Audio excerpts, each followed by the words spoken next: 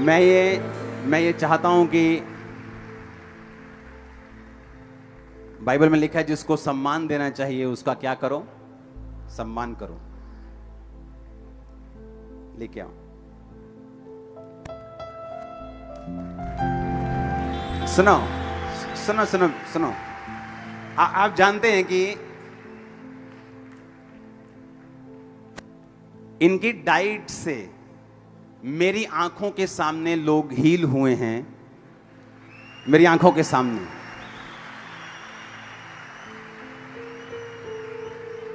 तारीफ करते रहो।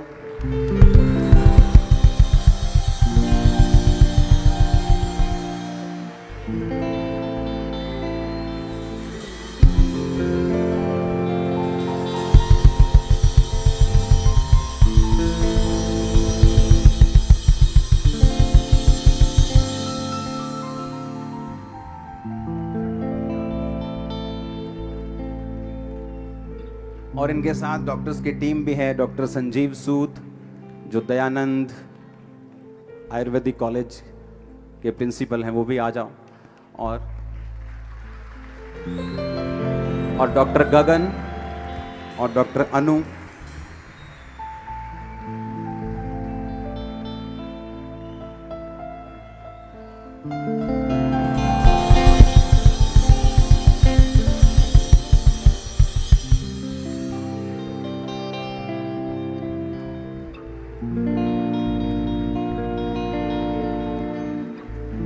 तारीफ करो जोर से।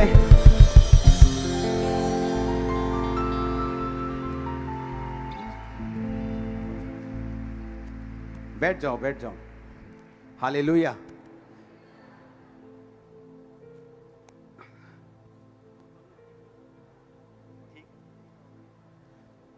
अपने हाथों को उठाओ, बोलो जो कुछ आज मैं सुनूंगा मैं मानूंगा खुदावन, मेरे विश्वास को बढ़ा यीशु मसीह के सामर्थी नाम में।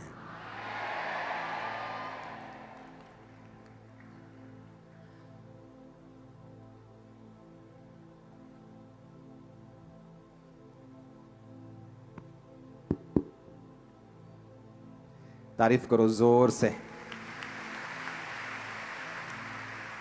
अच्छा मुझे बैठ थोड़ा देखने दो पीछे भी।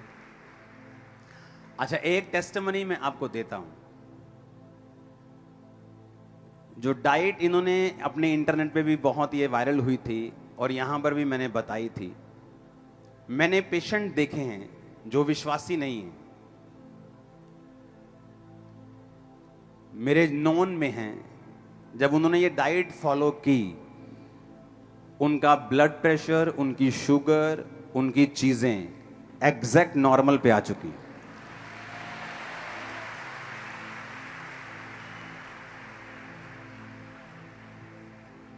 डॉक्टर साहब आप शुरू करो। Thank you thank you. हमारे मित्र एपोस्टल अंकुर नरोला जी,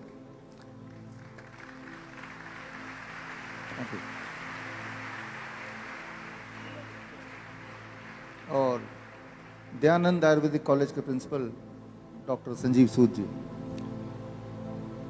दुनिया में सबसे दुखदाई चीज है बीमार रहते हुए जिंदा रहने की कोशिश में लगे रहना। अगर आप सोचें, गॉड ने हमें इस धरती में भेजा है, क्या हमें दर्द देने के लिए, बीमारी देने के लिए भेजा है? अगर ऐसा नहीं है तो हमारे आसपास याद कीजिए, अपने आसपास देखिए, हमारे खुद को देखिए, बहुत लोग बीमार हैं। डायबिटीज़ है, हाई ब्लड प्रेशर है, हार्ट डिजीज़ है, कैंसर है। एक बार अगर ये बीमारी हो जाती है, आपने ये सुना होगा कि वो ठीक ही नहीं होती कभी। दवा लेते जाते हैं, बीमार पड़ते जाते हैं, दवा लेते हैं, बीमार पड़ते हैं। पूरे दुनिया में ऐसा एक भी इंसान नहीं मिलेगा जो ये बोले कि मैंने डायबिटीज़ की दवा ले ली, अब मैं पूरी तरह ठीक हो गया, या मैंने ब्लड प्रेशर की दवा काफ़ी समय तक ली, अब मैं ठीक हो गया, या मैंने हार्ट की दवा ली, मैं ठीक हो गया, या मैंने कीमोथेरेपी कराई, अब मैं ठीक हो गया। ठीक होने का नाम ही नहीं लेते। फिर वो इंसान सोचता है कि मुझे बीमारी के साथ ही जीना है। लेकिन फिर भी एक बार सोचिए, अगर हम यहाँ बीमार हैं, ठीक होने का कोई ना कोई तो इंतजाम होगा, कोई ना कोई तो तरीका होगा। और जो तरीके हमारे पास अभी दिखाई दे रहे हैं दवाई खाने का, वो तरीका काम तो नहीं कर रहा। अगर काम कर रहा होता तो पूरे दुनिया में कम से कम एक इंसान तो उस दवाई को खाने के बाद ठीक हो जाता। अगर तो ऐसा कोई इंसान आपको मिले तो आप मुझसे मिलाइए। दरअसल दवाइयों से इंसान ठीक हो ही नहीं सकता। इस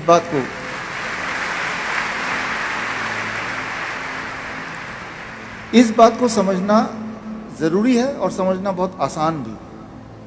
दवाइयों से इंसान ठीक क्यों नहीं हो सकता? इंसान उसी चीज़ से ठीक हो सकता है जो गॉड की बनाई हुई चीज़ है। दवाई इंसान की बनाई हुई चीज़ है। इस बात को थोड़ा आसान भाषा में मैं आपको समझाना चाहता हूँ। पहली बात तो जो हमारे मित्र अंकुर जी ने बोला, आज से 5 साल पहले मुझे आने का मौका मिला और तब ये सब नहीं था जो अभी छत देख रहे हैं हम।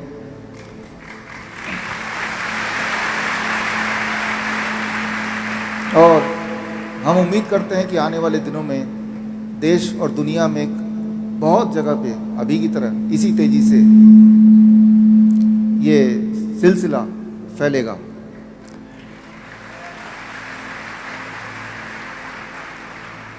जिस डाइट की जिक्र अंकुर जी ने अभी की, DIP डाइट, जो पिछली बार मैंने बताया था, जो लोग पिछली बार नहीं थे, 5 मिनट में वो डाइट मैं बता देता हूँ और उसके बाद आगे क्या करना है वो बताऊँगा। फॉर एग्जाम्पल, आप अपने आसपास सभी से प्यार करते हैं, जिससे भी प्यार करते हैं उसको एक बार याद कर लीजिए। अभी आप बैठे हैं यहाँ पे, अचानक जिससे प्यार करते हैं या जिसको प्यार करते भी नहीं है, जिसे जानते भी नहीं है, आपके आंखों के सामने एकदम से गिर जाए, उसके सीने में दर्द हो, हार्ट अटैक बोलते हैं इसे, तो आप इस वक्त क्या करेंगे? आप बोलेंगे मैं तो भाई डॉक्टर को बुलाऊंगा, वो तो टाइम लगेगा आने में, एम्बुलेंस को बुलाऊंगा, हमें पिछले 4 किलोमीटर आने में तो मुझे 40 मिनट लग गए, एम्बुलेंस कहाँ से आएगा? कुछ तो करना पड़ेगा इसी वक्त। अगले 4 मिनट में अगर कुछ कर दिया तो उसका दर्द गायब हो सकता है, वो ठीक हो सकता है। 2 ही चीज़ है आपके पास जो ज़्यादा इम्पॉर्टेंट है, उस 2 के बिना आप जिंदा नहीं हैं। सांसों का चलना, धड़कन का चलना। इन दोनों को अगर आपने काबू में कर लिया तो बहुत कुछ आपके काबू में आ जाएगा। तो आज इन दोनों को कैसे काबू में करना है? अपने हाथ से या फिर गॉड के बनाई हुई चीज़ों से, वो हम सीखेंगे। उससे पहले आप में से जिनके माता पिता को डायबिटीज़ है, दवाइयों पे है, ब्लड प्रेशर है, दवाइयों पे है, थायराइड है, दवाइयों पे है, जोड़ों के दर्द है, दवाइयों पे है, आज एक बार फिर से वो DIP डाइट में आपको बोलता हूँ, आप याद रख लीजिए, कीजिएगा ज़रूर, ताकि दवाई उनकी छूट जाए, वो पूरी तरह स्वस्थ हो जाए। करना क्या होगा? बहुत ही आसान है। 12 बजे तक, सुबह जब भी उठें, 12 बजे तक सिर्फ और सिर्फ फल खाना है। 3 से 4 तरह के फल। कौन से फल? जो फल आपको मिल जाए, जो फल सस्ता हो, जो आसानी से आपको मिल जाए, आसानी से आप खा पाएँ, जो आपको पसंद हो। मीठे से मीठा भी चलेगा, आम चलेगा, अंगूर चलेगा, चीकू चलेगा, केला चलेगा, सब कुछ। कितना खाना है, इसी में सारा गुण है। खाते तो सभी हैं, कितना खाना है, दैट इज़ वेरी इंपॉर्टेंट। आपके वजन को 10 से गुणा कर दीजिए। मेरा वजन है 70 किलो, 10 से गुणा करूँगा 700। अब इसको ग्राम कर दीजिए। कम से कम 700 ग्राम खाना है। यानी कि कल सुबह या फिर परसों, कल तैयारी कर लीजिए, जो भी आपके घर में डायबिटीज़ की दवा ले रहे हैं, कोलेस्ट्रॉल की दवा ले रहे हैं, बीपी की दवा ले रहे हैं, चुपचाप उनके वजन के मुताबिक, जैसे मैंने बताया, प्लेट आप अपने हाथ से बना के 4 तरह के फल अपने पसंद के डाल दिया कि यही उनका नाश्ता है। उससे भूख नहीं मिट रही तो क्वांटिटी बढ़ सकती है जितनी चाहे, लेकिन 700 ग्राम तो खाना ही है। मेरे लिए 70 केजी, कोई 60 केजी तो कम से कम 600 ग्राम तो खाना ही है। उसके अलावा कुछ नहीं खाना है 12 बजे तक। रोटी, सब्जी, ब्रेड, नूडल, चाय, कुछ नहीं। 12 बजे अब आता है लंच, दोपहर का खाना। पहले प्लेट वन में सलाद खाना है। कितना? आपके वजन इंटू 5। मेरा वजन है 70 केजी इंटू 5, 350 ग्राम। 350 ग्राम से कम खाऊंगा तो वो खाना है, 350 ग्राम या उससे अधिक खाऊंगा तो वो दवा है। खाना दवा बन गया। सलाद, टमाटर, खीरा, मूली, गाजर, ककड़ी या सलाद पत्ता, लाल, पीली, हरी, शिमला मिर्च, प्याज, 4-5 तरह के कच्ची सब्जी जिनके दांत मजबूत नहीं है, थोड़ा स्टीम कर लिया, थोड़ा उबाल लिया। लेकिन फॉर्मूला ये कि कितनी क्वांटिटी, इतना खाने के बाद 350 ग्राम। अब आप खाएंगे रोटी, सब्जी, दाल, चावल, जो खाना चाहते हैं वो खाएंगे, जो आप रोज खा रहे हैं वही खाएंगे। डिनर 7 बजे से पहले ख़त्म कर दें और डिनर में भी वही करें जो मैंने अभी बताया। लंच के लिए दोपहर का खाना और रात का खाना एक जैसा। 2 चीज़ छोड़ दें। एक, जो चीज़ फैक्ट्री से निकल के आती है, बिस्किट, ब्रेड, पैक चीज़ें, राइट, या जो चीज़ जानवरों से निकल के आती है, दूध, दही, लस्सी, मक्खन, घी, पनीर, छाछ, चिकन, अंडा, छोड़ दें। जैसे ही आप ये करेंगे, जो लोग डायबिटीज़ के पेशेंट हैं, तीसरे दिन तक उनका ब्लड शुगर ऐसे नीचे जाने लगेगा, उनकी मजबूरी हो जाएगी गोलियों को, दवाइयों को छोड़ना या कम करना।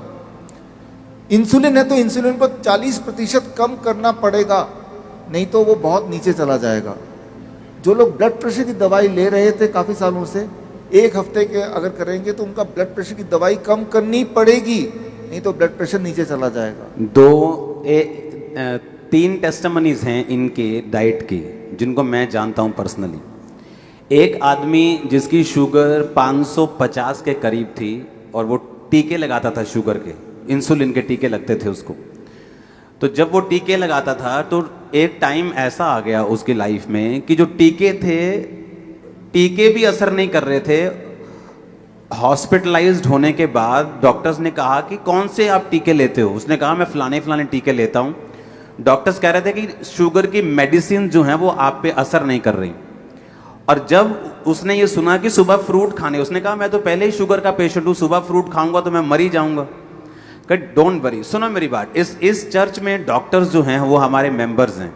हम किसी डॉक्टर के खिलाफ नहीं, किसी MBBS के खिलाफ नहीं, किसी MD के खिलाफ नहीं, वो हमारी खुद की चर्च के मेंबर हैं। आपको हम ये नहीं कह रहे कि आप मेडिसिन छोड़ दो, आपको ये कह रहे हैं कि ये डाइट फॉलो करो, अपने डॉक्टर के पास जाना मत छोड़ो, क्योंकि वही आपको बताएगा कि आपको अपनी मेडिसिन थोड़ी करनी पड़ेगी क्योंकि आपकी बॉडी हील होना शुरू हो चुकी, वही खुद आपको बताएगा। आप समझ रहे बात मेरी? अब जब 550 उसकी शुगर हो गई तो उसको जब DIP डाइट को बताया गया कि DIP डाइट लेना है। सुनो मेरी बात, हमारे पास बहुत से ऐसे आसपास व्यक्ति हैं जो क्रिश्चियन नहीं है, जो नॉन क्रिश्चियंस हैं, जिनको प्रेयर का नहीं मालूम।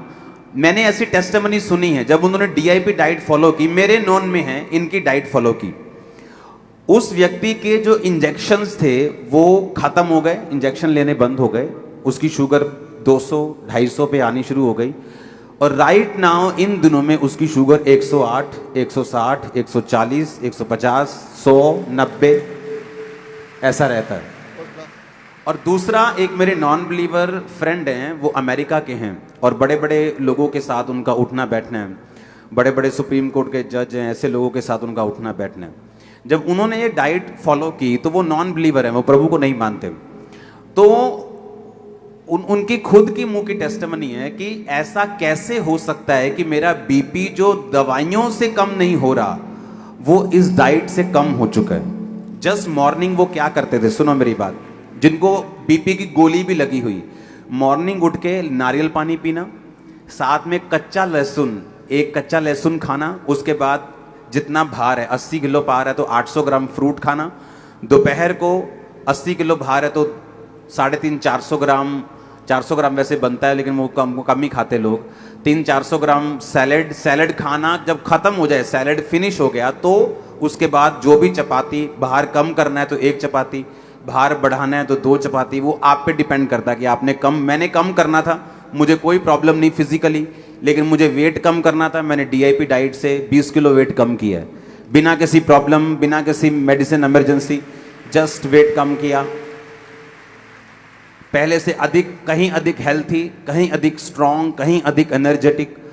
कैसे? सिर्फ दोपहर को सैलेड लेना है, साथ में नहीं खाना रोटी के, रोटी से पहले खाना है। अब प्रॉब्लम कहाँ आती है, लोग क्या सोचते हैं, जैसे यहाँ के बहुत सारे लोग जो हमारे हैं पूरे इंडिया में, उनकी सोच ये है कि साढ़े तो रोटी नहीं पूरी होंगी, दाल ही नहीं बना होंगी, रोटी नहीं बना होंगी, तो असं सलाद ते फ्रूट कितों खा लांगे। उनका क्या हल है कि वो मैं तो ऐसा सोचता हूँ कि बाद दे विच पित्ता घटाना 15-20 हज़ार ला के, हाँ, या पथरी का ऑपरेशन कराना, जे आप डाइट ही इन्ने दी खा लीए 6 महीने तो ऑपरेशन की लोड़ ही ना पवे आपां नूं। सही बात। ये ज़्यादा वधिया है कि पित्ता घटाना ज़्यादा वधिया है? अच्छा, जिन सिस्टर्स को यूट्रस की प्रॉब्लम है, जिनको सिस्ट हैं, अब यहाँ पे परमेश्वर सिस्ट को प्रार्थना से बाहर निकालता है, लेकिन मैंने फिर कहा डाइट इंपॉर्टेंट है। यीशु मसीह ने कहा, बाइबल में बहुत सारे इसके जिक्र हैं, जैसे लेवी व्यवस्था 11 उसकी 1 से 31 है, बाइबल में जिक्र है कौन सा फल कौन सा मीट खा सकते, कौन सा चीज नहीं खा सकते। जिनको सिस्ट है, ये डाइट से सिस्ट भी गायब हो जाती है। डाइट से जब करेंगे धीरे धीरे सिस्ट कम होगा, डिजॉल्व होगा करते करते। और पथरियां भी, स्टोन है, सिस्ट है, वो गायब, वो कम होती खत्म हो जाएगा। और जो आपको पेन है, मान लो एक बंदे के गुर्दे में स्टोन है 10 mm का, उसको पेन रहता है, जब वो ये डाइट फॉलो करता है, जस्ट 3, 4, 5, 6 दिन हफ्ते में उसका पेन कम होना शुरू हो जाए। जब पेन कम हुआ, इसका मतलब वो पथरी का साइज छोटा हो रहा है, और असर हो रहा है। तो ये इनके लिए निशानी होगी, हाँ, कि जो भी सिम्टम इनके बॉडी में है बीमारी का, वो डाइट से कम होना शुरू होगा। अगर वो लगातार फॉलो करेंगे तो वो गायब हो जाएगा। ये ब्लेसिंग है आप लोगों के लिए। सुनो, अब मान लो सैलेड है, लोग बोलते हैं कि हम फ्रूट कहाँ से खाएं, हम इतना नहीं अफोर्ड कर सकते, या फ्रूट को या सैलेड को, है ना। जो सिस्टर डॉक्टर हमारे पास आपके साथ आई हैं, तो हम बात कर रहे थे, आपने फ़ोन पर भी हमने बात की कि जो ब्रेन के पेशेंट हैं, अगर वो कनक खाना छोड़ दें, आटा खाना छोड़ दें, तो वो हील हो जाते हैं। सिर्फ कनक खाने से लोग बीमार हैं, सिर्फ गेहूं की रोटी खाने से। हाँ। और वो सिस्टर बता रहे थे कि गेहूं 1901 के बाद बोई जानी शुरू की और कमर्शलाइज हो गई, और उससे पहले लोग जो थे वो मोटा अनाज खाते थे, कोई कोदरे की रोटी, है ना, बाजरा और क्या क्या होता है, रागी, बाजरा, कुट्टू, चना, जौ, और भी बहुत सारे मिलेट्स हैं। मिलेट्स के कई सारे प्रकार हैं, फॉक्सटेल मिलेट्स हैं, कोडो मिलेट्स हैं, बर्नयार्ड मिलेट्स। सुनो मेरी बात, अब जो मुझे मालूम नहीं, कोदरे का आटा और गेहूं के आटे में फर्क है? महंगा है कोदरे का बहुत? नहीं, महंगा नहीं है, सेम रेट है ना, थोड़ा बहुत। कम से कम अगर मुझे हेल्थी रहना है, अगर आपको हेल्थी रहना है, आटे को, गेहूं को अपनी जिंदगी से निकाल दो, दूसरी रोटी ऐड कर दो, आप बॉडी में फर्क देखना कितना होगा। जस्ट आटा चावल निकाल दो। मैं तो लंगर वालों को भी बोलूंगा एक दिन कि आटे की रोटियां बंद करो, इनको कोदरे की रोटियां खिलाओ, रागी की रोटियां खिलाओ, जौ की रोटियां खिलाओ, बाजरे की रोटियां खिलाओ। आप मेरी बात समझ रहे कि नहीं? जब मैंने इनकी डाइट सुनी, मैं इनको आपको अपनी टेस्टिमनी बताता हूं, मैंने इन पे बिल्कुल फेथ नहीं किया था। जैसे चर्च पे आके लोग फेथ नहीं करते ना, हीलिंग नहीं होती, झूठ बोलते हैं। तो जब मैंने सुना तो मैंने फॉलो नहीं किया, लेकिन बाद में मैंने जब फॉलो किया तो मेरा वेट कम हुआ, फिर मैंने फॉलो करना बंद किया। फिर बाद में मुझे मेरी बॉडी इंडिकेशन देने लग गई कि अब तुझे वेट कम करने की जरूरत है, क्योंकि मेरा वेट 110 से भी अबव जाने लगा, और मुझे लाल साइन मिलने शुरू हो गए थे सब तरफ से कि भाई साहब थोड़ा नीचे आना पड़ेगा मुझे। और हेल्थी वे में वेट कम करने का इससे अच्छा तरीका मुझे कभी नहीं मिला। ये मुझे बता रहे थे कि अगर आपको हीलिंग करनी है, आपको पथरी गायब करनी है, आपको सिस्ट गायब करनी है, 7 बजे के बाद खाना बंद कर दो। आपने कहा 7 बजे के बाद। कि 7 रात को, वो क्यों? ये एक बहुत इंपॉर्टेंट बात है, इसको समझना ज़रूरी है। आपको खाना है 7 AM to 7 PM, 7 बजे से 7 बजे तक। अब जो 7 PM शाम को 7 बजे से लेके अगले दिन सुबह 7 बजे तक जब नहीं खाएंगे, जैसे फास्टिंग बोल सकते हैं, आपने कुछ खाया नहीं, याद रखिए आपका बॉडी लगातार उसको खाना चाहिए। जब आप खा नहीं रहे तब भी, तो क्योंकि आप खाना नहीं खा रहे हैं तो बॉडी क्या करती है, आपके अंदर जो सिस्ट बना हुआ है, स्टोन बना हुआ है, उस स्टोन को अगर आप निकाल के माइक्रोस्कोप में देखेंगे तो उसके अंदर कैल्शियम मिलेगा, मैग्नीशियम मिलेगा, विटामिन मिलेगा, प्रोटीन मिलेगा। वो सारी चीज़ें जो बॉडी को ज़रूरत है, वो कोई ख़राब चीज़ नहीं है। तो जब खाना नहीं खाते हैं तो बॉडी को न्यूट्रिशन कहाँ से मिलता है? बॉडी उस स्टोन को तोड़ के उसमें से न्यूट्रिशन निकालता है और उसको अपने लिए यूज़ करता है। तो इसे कहते हैं साइंटिफिक भाषा में ऑटोफेजी। तो एक तरफ तो आपको उस स्टोन से आपका छुटकारा हो गया और बॉडी को न्यूट्रिशन भी मिल गया। और अगर किसी को थायराइड है, किसी को हार्मोन इम्बैलेंस है, आपने कहा बताया कि ये डाइट उसके हार्मोन इम्बैलेंस को भी ठीक करती है। हार्मोन इम्बैलेंस को ठीक करती है। किसी को मान लो थायराइड है और थायराइड की गोलियों पे है, हाँ। आपको सिर्फ इतना करना है, डाइट तो लेना ही है, महीने में एक बार, 1 महीने बाद आपको थायराइड टेस्ट कराना है।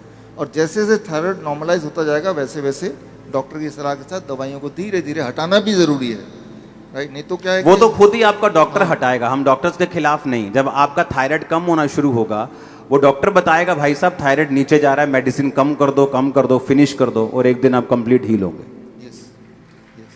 तो थायराइड में 3 महीना नॉर्मली लग जाता है लोगों को दवाई से छुटकारा पाने में। जो और आपने, जैसे मैंने जो पेशेंट देखे हैं हील होते, वो है ये स्टोन के, बीपी के और शुगर के, लेकिन आप बता रहे थे कि कैंसर भी इससे हील होता है।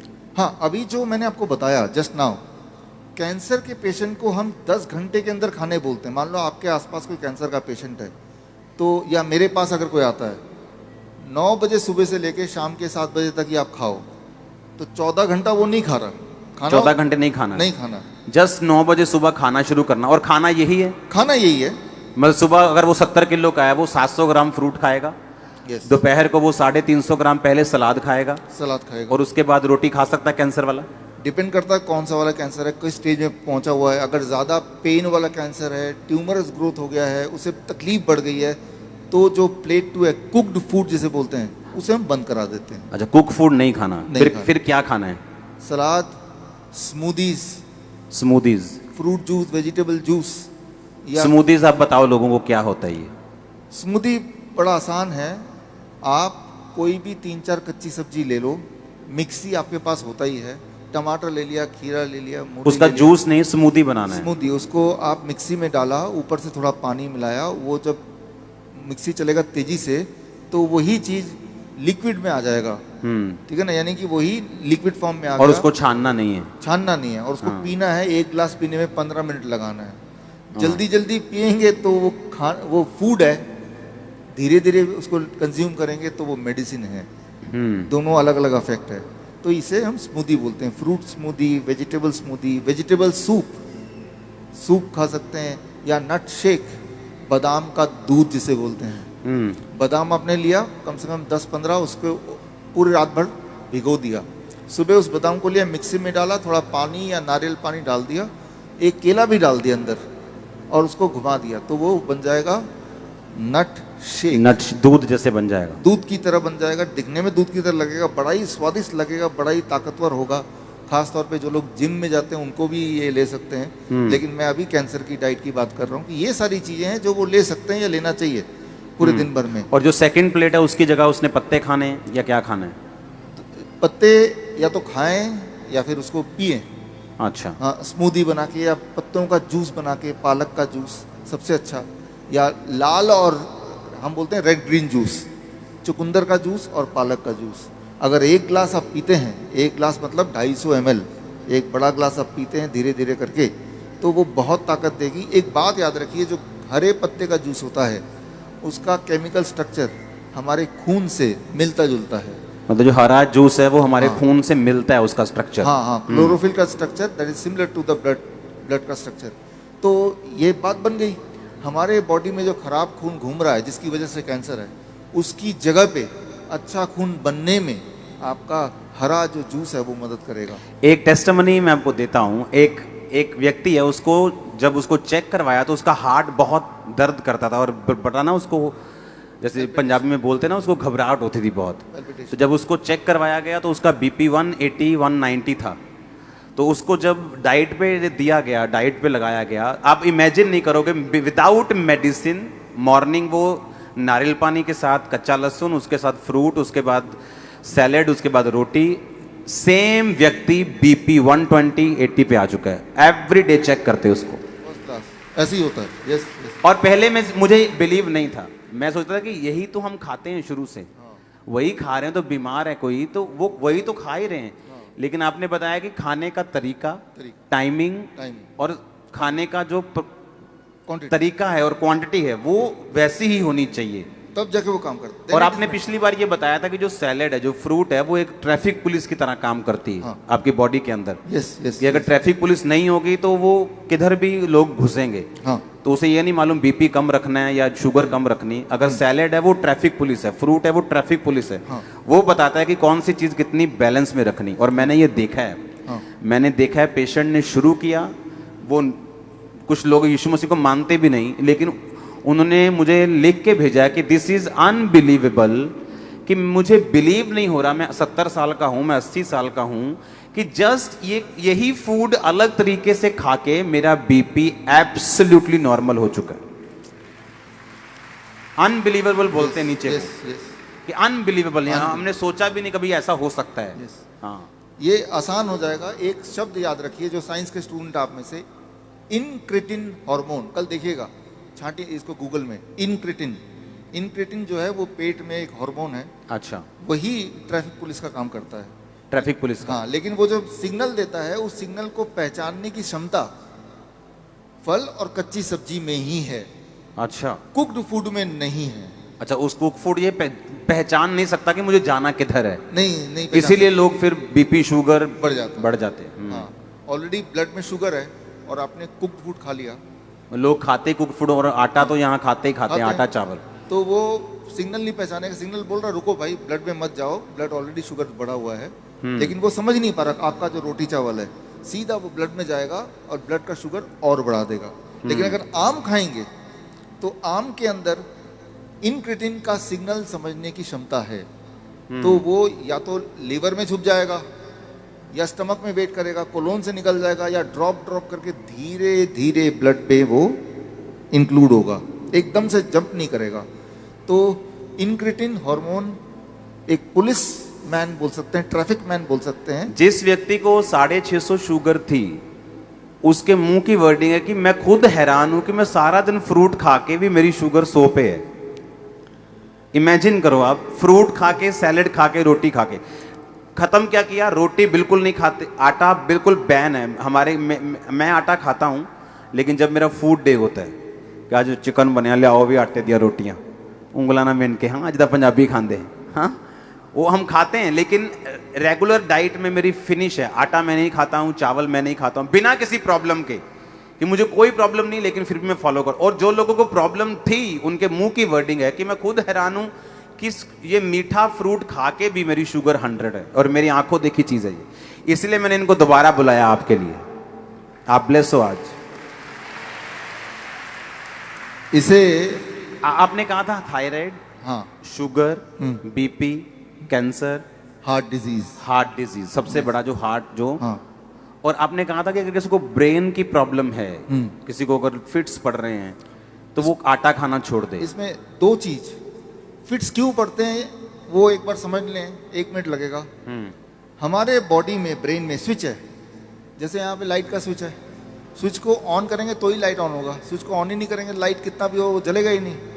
सिमिलरली हमारे ब्रेन में ट्रिगर है। कुछ लोगों में, हम में से, वो स्विच ऑन होता है, यानी कि वो फिट्स ऑन होता है 2 ही चीज़ों से, एक गेहूं या फिर ग्लूटेन। गेहूं के अंदर होता है ग्लूटेन, गेहूं याद रख लीजिए, या फिर एनिमल प्रोटीन, मीट से, हाँ मीट से। तो ये 2 चीज जैसे ही आप हटा देंगे तो वो स्विच ऑन ही नहीं होगा, फिट्स पड़ेगा ही नहीं।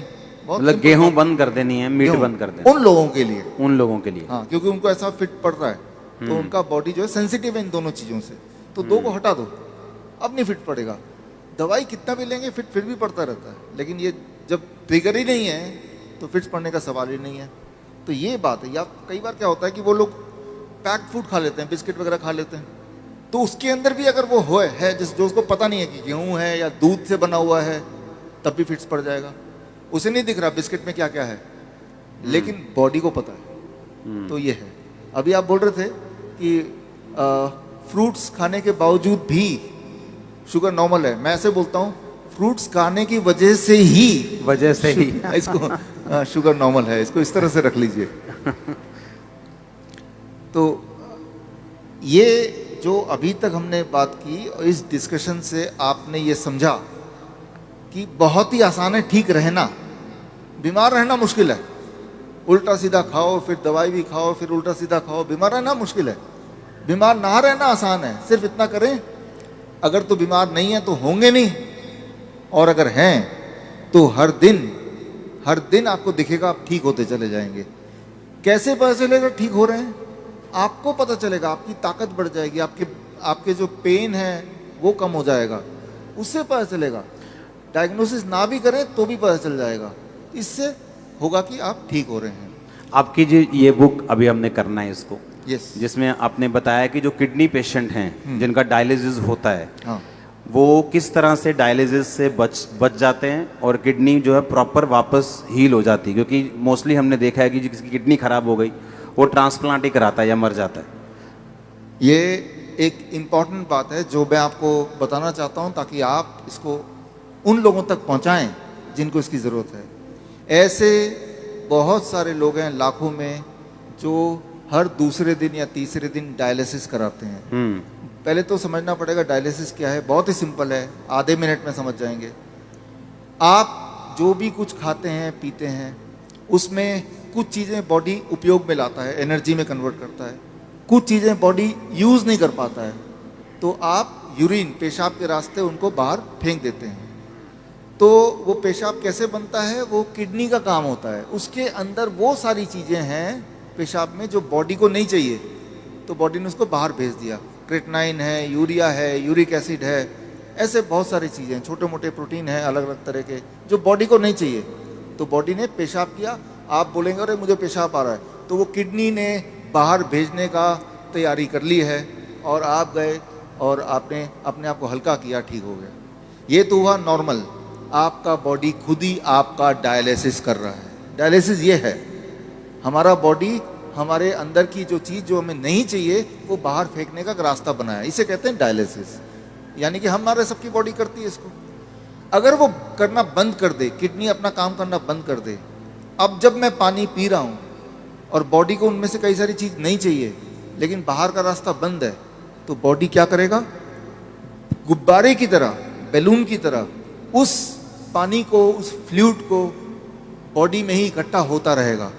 ऐसे लोगों के पैर आप देखेंगे हाथी की तरह हो जाते हैं, सूज जाते पैर, हाथ सूज हाँ, जाते हैं, पैर हाथ सूज जाते हैं, गले मुंह सूज जाता है। तो क्या है? उनका जो यूरिन आउटपुट है, पेशाब, या तो कम हो गया है या खत्म हो गया है। अगर आपसे बोलें कि एक दिन बिना पेशाब किए रहना है, इम्पॉसिबल। कितना दर्दनाक हो सकता है। और ऐसे लोग फिर मशीन की मदद लेते हैं।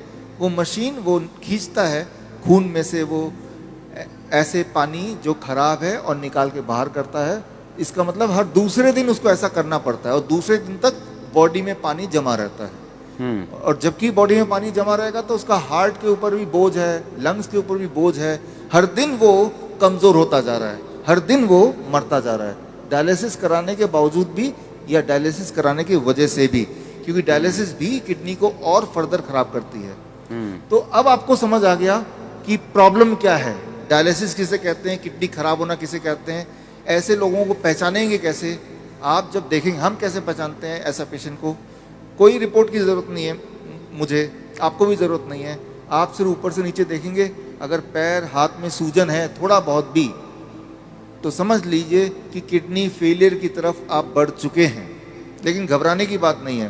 पहली बात, जब सूजन होती है बॉडी में पानी जम जाता है तो सांसें भी नहीं ले पाता है, मुश्किल से लेता है, तो ये भी गड़बड़ है। वो चलता है थक जाता है, ये भी गड़बड़ है। तो ये तो हो गया। अब करना क्या है, सोल्यूशन क्या है? आपके बॉडी के अंदर से पानी को निकालना है। उसके लिए बड़ा आसान गॉड का दिया हुआ सोल्यूशन आपके पास ही है इसी वक्त। तीसरा kidney, third kidney. Third kidney किसे कहते हैं? आपका स्किन, सबसे बड़ा बॉडी का ऑर्गन। आपके स्किन में देखेंगे छोटे छोटे छेद हैं, है ना? तो ये जो छेद हैं, ये छेद से पसीना निकलता है। आप पसीने का एक बूंद लीजिए, पेशाब का एक बूंद लीजिए, दोनों को लैब में ले जाइए। अब पूछिए कि इसमें क्या है। पेशाब के एक बूंद में क्रेटिनाइन, यूरिया, यूरिक एसिड, वो सारा कुछ मिलेगा जो पसीने के एक बूंद में मिलेगा। अच्छा। हाँ, यानी कि पसीना और पेशाब सेम है, अलग अलग नहीं है, बिल्कुल सेम है। केमिकल कॉम्पोजिशन दोनों का सेम है। उसमें भी सोडियम है, उसमें भी सोडियम है, उसमें भी पोटेशियम, उसमें भी पोटेशियम है। आपका पसीना एक तरह से बॉडी का पेशाब का ही एक और फॉर्म है। आपका जो स्किन है, ये भी भगवान का बनाया हुआ इमरजेंसी किडनी है, इमरजेंसी किडनी।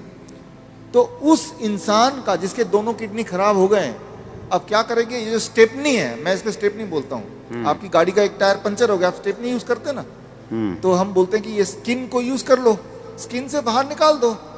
अब सवाल आता है स्किन से कैसे निकालें? स्किन से निकालने के तरीके, अभी जो बाथटब, अगर आप सुनाई दे रहा है, बाथटब का वीडियो प्लीज चला दें। ओके, चलाओ वीडियो बाथटब का। हमारे हॉस्पिटल में, हिम्स हॉस्पिटल है, डेरा बसी में है, अभी जलंधर में भी खुल गया है। आप देखिए यहाँ पे वीडियो। ये जो लोग आप देख रहे हैं, ये पानी के टब में बैठे हुए हैं। पानी का टेम्परेचर याद रखिएगा 40 डिग्री सेल्सियस पे है। पानी गले तक है। गले तक पानी अगर हो, उसका टेम्परेचर अगर 40 डिग्री सेल्सियस मेंटेन कर पाएं, और ये लोग अगर 2 घंटे बैठ पाएं, तो 2 घंटे के अंदर, 2 घंटे सुबह शाम के एक ही बार, एक बार, या फिर एक घंटा 2 बार। अच्छा। ऐसा करने से, ये सारे किडनी पेशेंट हैं, ये वो पेशेंट हैं जो हर दूसरे तीसरे दिन डायलिसिस कराने जाते थे, लेकिन अब वो जाते नहीं हैं। क्यों? क्योंकि वो अब ऐसा करते हैं, इससे उनकी तीसरी किडनी से वो सारा जो मल है, जो पेशाब के रास्ते नहीं निकल पा रहा था, वो निकल जाता है। पहली बात। दूसरी बात, और ऐसे टप में, कोई भी टप में बैठ जाना है, कोई भी टप में, कोई भी टप हो, और उसमें जो पानी है उसे 40 डिग्री पे ही रखना है। 40 डिग्री पे रखना। और नापना कैसे? थर्मामीटर से। थर्मोमीटर आप 150-200 रुपए का मिल जाएगा। पानी नापने वाला, जो पानी नापने स्पेशल वाला थर्मामीटर, स्पेशल थर्मोमीटर 150-200 में मिल जाएगा। हाँ, कहीं उसको चेक करते रहना कि वो 40 डिग्री पे मेंटेन रहे। मेंटेन रहे। अगर कम हो गया, गर्म पानी डाल लेना है, गर्म पानी डाल देना, 2 घंटे बैठना है। 2 घंटे बैठना है। ये टेम्परेरी सोल्यूशन है कि किडनी हील भी होगी? इसमें मैं आता हूँ। हाँ, ये किडनी हील होगी, लेकिन कैसे? 2 चीज होगा उसके साथ। आप अगर ये करेंगे तो एक्सपेरिमेंट करने के लिए उस इंसान का पहले आप बोलिए कि वजन करे, क्योंकि वजन में वो अंदर पानी है। 2 घंटे बाद दोबारा वजन करेंगे तो आधा किलो, 1 किलो, 1.5 किलो वजन कम मिलेगा। मतलब बाहर आ गया, वो बाहर आ गया। पहली बात। आप एक और काम करें, उनके पैरों के सूजन के फोटो खींच लें। 2 घंटे बाद दोबारा देखें, अरे सूजन कहाँ गया? अरे बाहर चला गया, उसको बॉडी ने बाहर भेज दिया। एक और काम करें, किडनी पेशेंट की एक दिक्कत होती है, उनका बीपी बहुत हाई रहता है। क्यों? गुब्बारे को जैसे फुलाएंगे तो प्रेशर बढ़ गया ना, तो बॉडी भी तो गुब्बारे की तरह फूल रही है, पानी अंदर डल डल के, तो प्रेशर बढ़ता जा रहा है। तो चाहे कितनी भी दवा खा लें किडनी का पेशेंट, प्रेशर उनका बहुत ज्यादा होता है, ब्लड प्रेशर। अच्छा। लेकिन तो अब पहले प्रेशर नाप लें, ज्यादा ही मिलेगा, 200/100। अब पानी में बिठाएं, और अब पानी में बिठाने के बाद 2 घंटे बाद दोबारा प्रेशर नापें, तो प्रेशर कम हो जाएगा। कम से कम 40 यूनिट कम हो जाता है, किसी का 20 यूनिट कम हो जाता है, लेकिन कम जरूर होता है, हर एक का कम होता है। तो जो मेन सिम्टम होते हैं किडनी पेशेंट के, वो सारे सिम्टम एक क्लासिक सिम्टम होता है। मोस्टली बोलते हैं कि किडनी आपकी श्रिंक हो गई है जी, किडनी सुंगड़ गई है, सिकुड़ गई है, वो काम नहीं कर रही। हाँ, वो फिर से बढ़ेगी कि नहीं बढ़ेगी? ऐसे ही रखना पड़ेगा पेशेंट को? ये बड़ा इंटरेस्टिंग है। ये सवाल बहुत सारे पेशेंट ठीक होने के बाद भी पूछते हैं ठीक होना कैसे पता चल गया कि अब उनको ये करने की ज़रूरत नहीं है। 3 महीना लगातार करने के बाद अब करने की ज़रूरत ही नहीं है। अब पेशाब भी नॉर्मल हो रहा है, सूजन भी नहीं आ रही है, ब्लड प्रेशर भी नॉर्मल है, नहीं ठीक हो गया। लेकिन वो क्रिएटिनाइन और यूरिया, क्रिएटिनाइन भी नॉर्मल आ गया, यूरिया भी नॉर्मल आ गया, यूरिक एसिड भी नॉर्मल है, सारा कुछ नॉर्मल हो गया, हाँ, ब्रीदिंग भी नॉर्मल है। साइज किडनी का। अब आता है साइज। तो साइज के लिए वो बोलता है तो डीटीपीए स्कैन करने बोलते हैं। हालांकि हम रिकमेंड नहीं करते, लेकिन स्कैन कराते हैं। तो पहले वाला साइज उसके पास था, पहले भी स्कैन कराया था, 3 महीने बाद दोबारा स्कैन कराते हैं। तो स्कैन में वो साइज बढ़ी हुई दिखाई देती है, मतलब वो किडनी जो है वो बढ़ चुकी है, बढ़ चुकी है, फिर से साइज उसका अच्छा हो रहा है, अच्छा हो गया। और ये स्कैनिंग बताती है। हाँ, और वो जो स्कैनिंग बताती है वो स्कैन पहले और बाद के वो किताब में है। और ये किताब मैं चाहता हूँ कि आपके हाथों से इसका लॉन्च हो जाए। हाँ ठीक है। हाँ, और ये जो किताब को बनाने में, ऑब्जर्वेशन स्टडी में जिन्होंने मुख्य भूमिका निभाई है, हमारे डॉक्टर संजीव सूद जी हैं। आप भी एक बार आ जाएं। डॉक्टर गगन है, ये भी आ जाएं। दयानंद आयुर्वेदिक कॉलेज में इन्होंने हमारे साथ मिलके हमें मदद करते हुए इस चीज़ को दुनिया तक पहुंचाने के लिए काम किया। प्लीज़ आ जाएं। डॉक्टर अनु प्लीज़ कम। किताबें और भी हैं, 2 ले आते हैं। बैठे रहो, बैठे रहो, बैठे रहो।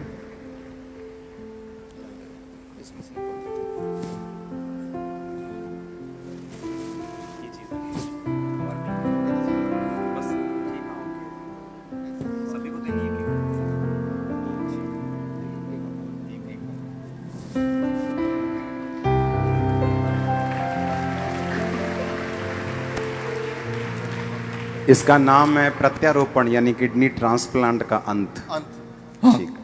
किडनी, आपकी खुद की किडनी ही काम करेगी, किसी और की किडनी की कोई आवश्यकता नहीं है।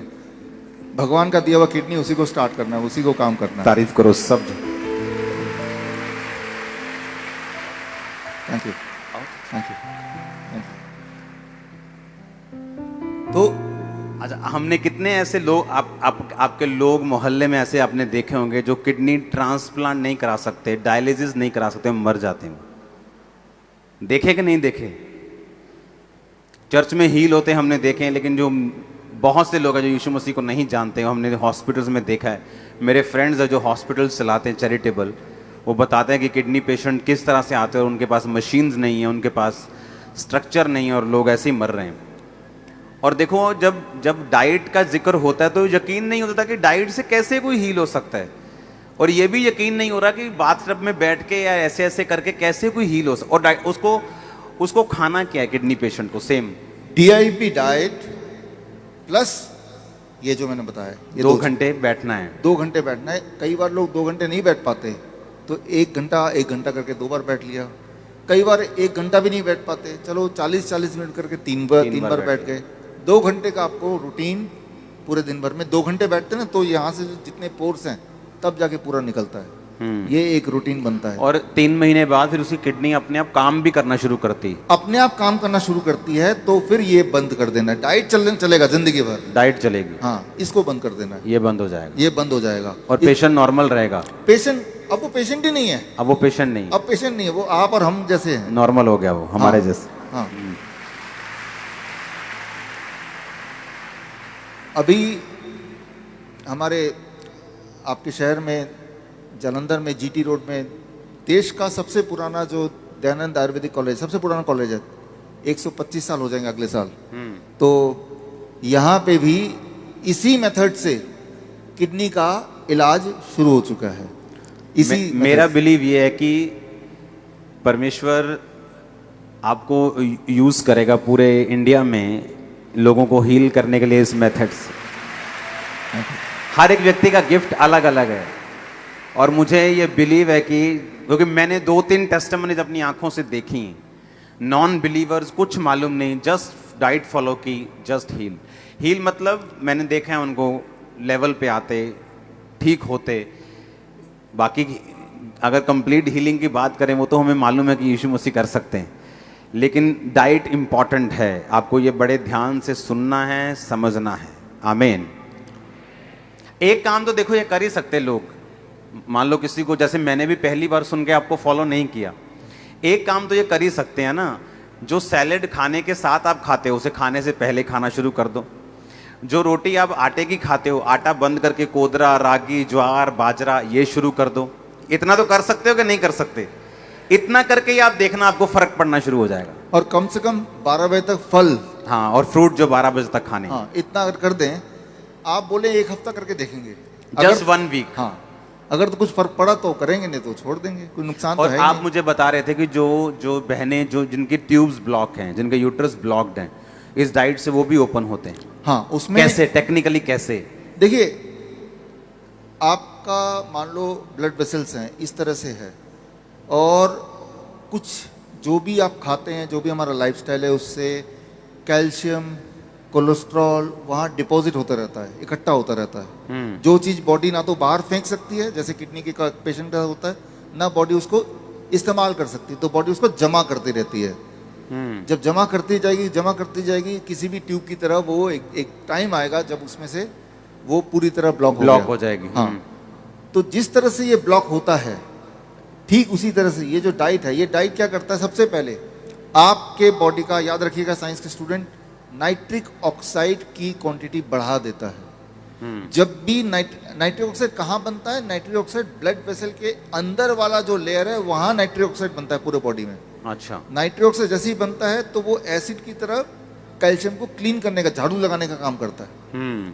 और धीरे धीरे वो जो कैल्सिफिकेशन बोल सकते हैं, डिपॉजिट बोल सकते हैं, वो क्लीन होने लगता है। सिर्फ किसी एक बॉडी के पार्ट के नहीं, पूरे बॉडी के जहाँ जहाँ भी है, जिससे धीरे धीरे नाइट्रिक ऑक्साइड, याद रखिए, नाइट्रिक ऑक्साइड जब भी बॉडी में बढ़ेगा तो ब्लड वेसल्स खुलेंगे। अच्छा, अगर नाइट्रिक ऑक्साइड को एकदम से बढ़ाना है, झटके से बढ़ाना है, मान लो अभी आप बैठे हैं, इमीडिएटली बढ़ाना है, तो क्या करना पड़ेगा? इमीडिएटली बढ़ाने की जरूरत कब पड़ेगी और करना क्या है? मान लो 1 मिनट में बढ़ाना है, तो क्या करना पड़ेगा? साइंस के स्टूडेंट नाइट्रिक ऑक्साइड आप जरूर देखें, what it means to the body, बाकी लोग ना भी देखें तो चल जाएगा। नाइट्रिक ऑक्साइड जब भी बढ़ता है तो बॉडी के जितने ब्लड वेसल्स हैं वो खुल जाता है। जब ये खुलेगा तो ब्लड प्रेशर घटेगा। तो उसके लिए हार्ट अटैक कब होता है? जब ब्लड जाना बंद, ब्लॉक हो गया, तो हार्ट अटैक हो गया। हार्ट अटैक कैसे पता चलेगा? आपको दर्द होगा, लेफ्ट साइड में दर्द होगा, पसीने होंगे, पसीने छूटेंगे, दर्द से वो गिरने लगेगा, ठीक है ना? तो ये सारी चीज़ें उसके सिम्टम होंगी, तो लगेगा शायद हार्ट अटैक है। शायद वर्ड है, एग्जैक्ट कोई नहीं बता सकता दुनिया में, लेकिन ये सारे सिम्टम्स हैं। अब ऐसे में अगर उसका नाइट्रिक ऑक्साइड उसी वक्त बढ़ा दिया जाए एकदम से, तो ब्लड वेसल खुल गया, और खुलते ही उसको ब्लड सर्कुलेशन हो गया, एकदम से नॉर्मल उसी वक्त हो गया, जैसा कि हम अपने हॉस्पिटल में करते हैं। तो क्या करना पड़ेगा? पहली बात तो वो खड़ा है तो वो गिरने ही वाला है, उसको बिठाना है। कैसे बिठाना है ये आप देख लीजिए, पोस्चर जिसमें हार्ट थोड़ी देर तक जिंदा रहे, वो पोस्चर है। जमीन पे बिठाना है, मैं यहाँ पे कुर्सी में करके दिखा रहा हूँ, जमीन पे करके भी दिखाऊंगा। ये जो ऐसे बैठा हूँ मैं, ये देखिए पीछे दीवार है, और ऐसे इस पोस्चर में हार्ट प्रोटेक्टेड पोस्चर में होता है। अच्छा, हाँ, ये सबसे प्रोटेक्टेड है। जब भी कभी आपको ऐसा लगे, शंका हो कि इसको हार्ट अटैक आ गया है, दर्द है, और तब उसको ऐसे बिठा देना है 1 सेकंड के अंदर, उसी वक्त जमीन पे। जमीन पे इसलिए बोल रहा हूँ क्योंकि अगर गिरेगा तो चारपाई से गिरेगा तो चोट लग सकती है, बेहोश भी अगर होना है तो उसको, नीचे होगा तो बेहोश होगा तो नीचे ही लुढ़केगा, जिसके possibility. There is a first step. ऐसा करने के बाद भाग के जाना है। गॉड का बना हुआ सबसे अच्छा दवाई हम अपने हॉस्पिटल में रखते हैं हर कोने में, अदरक। इतना बड़ा अदरक का टुकड़ा लिया, अच्छा, और उसको बोला कि मुंह में चबाते रहो, ऐसे बैठा है, चबाओ जब तक कि आंसू ना आ जाए। जैसे जैसे आंसू आते जाएंगे वैसे वैसे दर्द कम होता जाएगा। अच्छा, हाँ,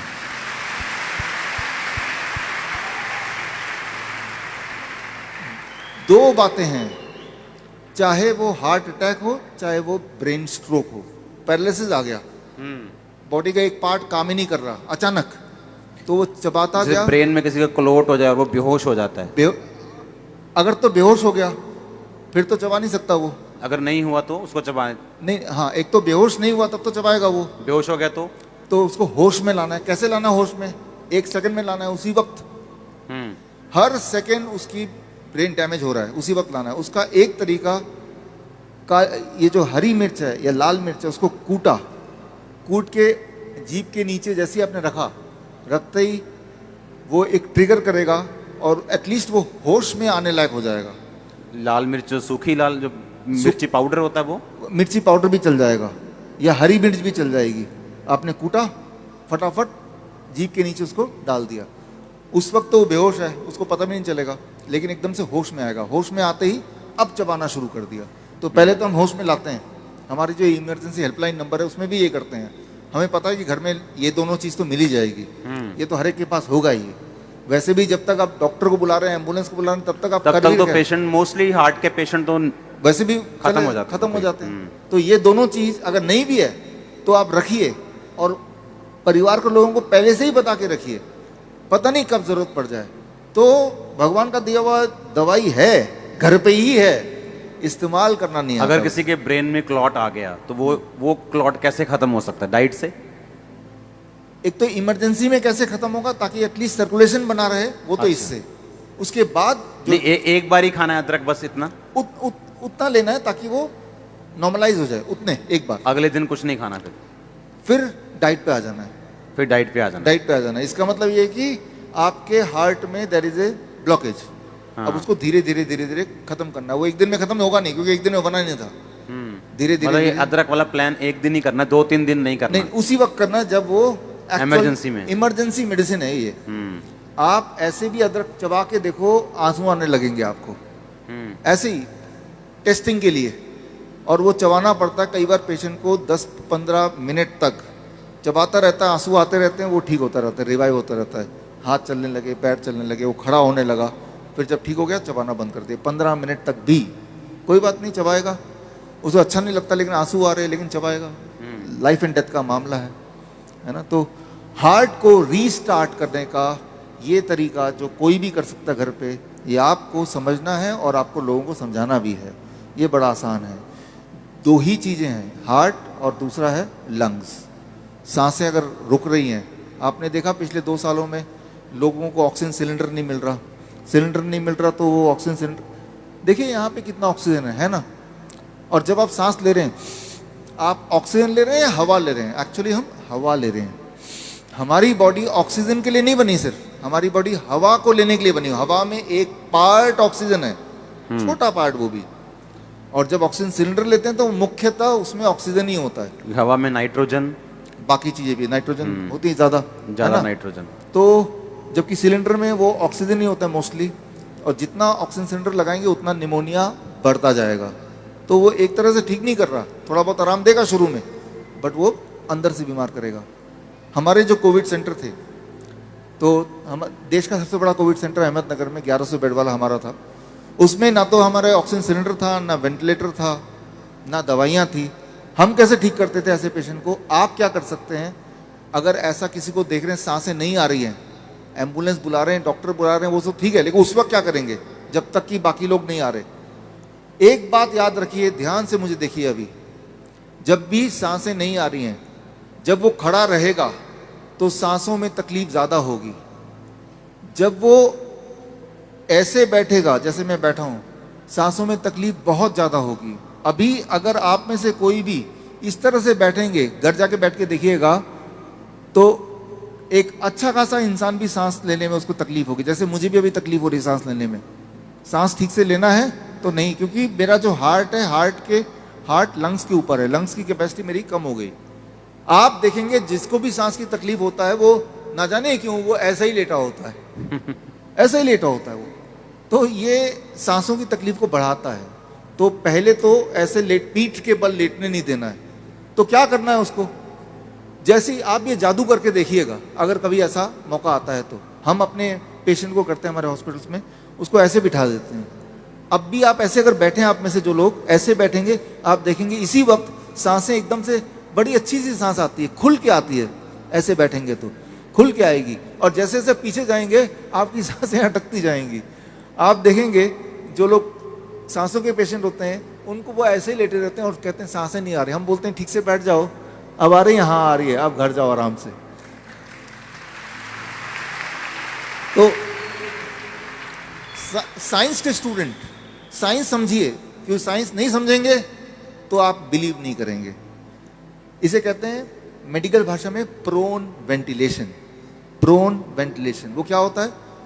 पेट के बल जैसे ही आप लेटते हैं तो आपका हार्ट नीचे है, लंग ऊपर है, लंग्स की कैपेसिटी 20% बढ़ गई है। इतना बढ़ने से ही पेशेंट की सांसें वापस आने लगती हैं।